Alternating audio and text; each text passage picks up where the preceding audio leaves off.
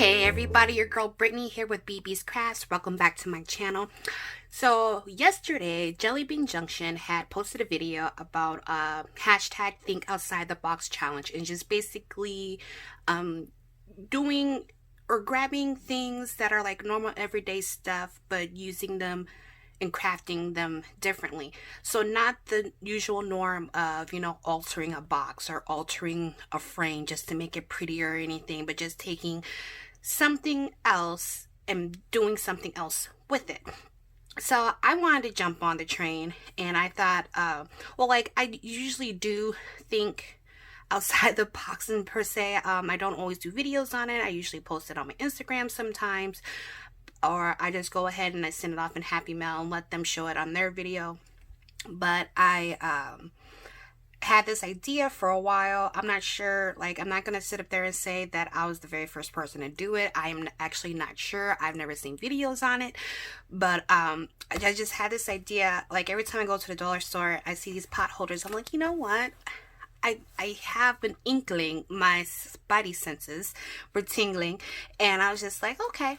And so at the dollar store, the Dollar Tree, you can get these 2 packs. So I really wanted a white one, but either they don't sell them or mine just didn't have any.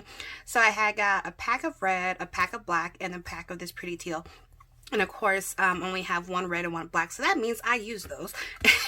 And then I also picked up these doilies here at my store. Excuse me. At my store, it comes in a white color and a cream color, and you do get 2 of them.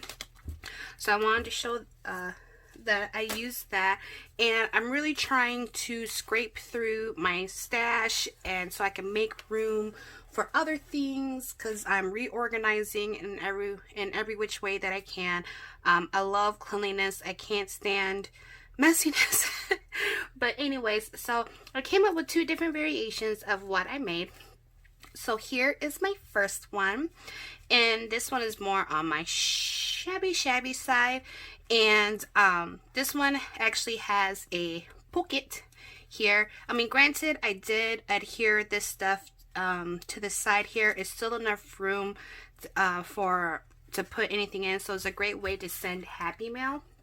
And all you gotta do is, I mean, like I said, you still have room to send something, so you can put a note, or if you want to hang it up, because it has the little hanging element there. If you want to hang it up, and then they can put whatever fun stuff in the little pocket there. So that's what that is. And then I was just using, there's gunk. Ew. All right.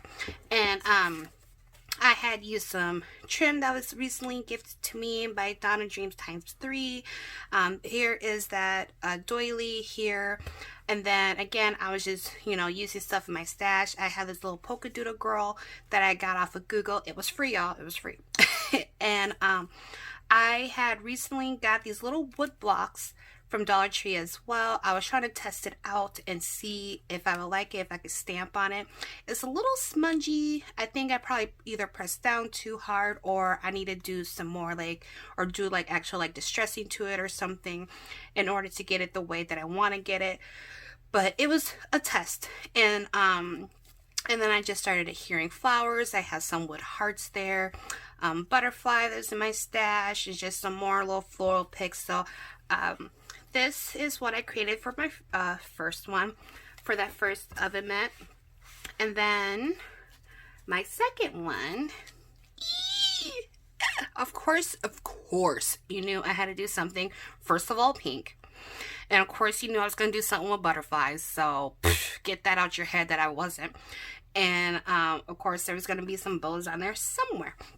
And so this is what I did with this one. So this one I did not do a pocket form. I actually used a doily to cover the whole entire back, and then I used pom-pom trim to go around the edges, so make sure that I actually adhered and wouldn't move anywhere. I did use fabric tack, but just in case. And then these flowers I got in my stash in a swap last year for Valentine's Day, and so I finally used those up. And then again, that butterfly there, and here is my crocheted butterfly. I shared that yesterday as well. These are up in my shop now. on my Etsy shop. I do have that link down below in the description box, so if you're interested. But fly, oh sorry. And then I have my Alina Crafts one, and I have here tucked away in the bag, I have some crepe papers. I put a word bead, says forever on there.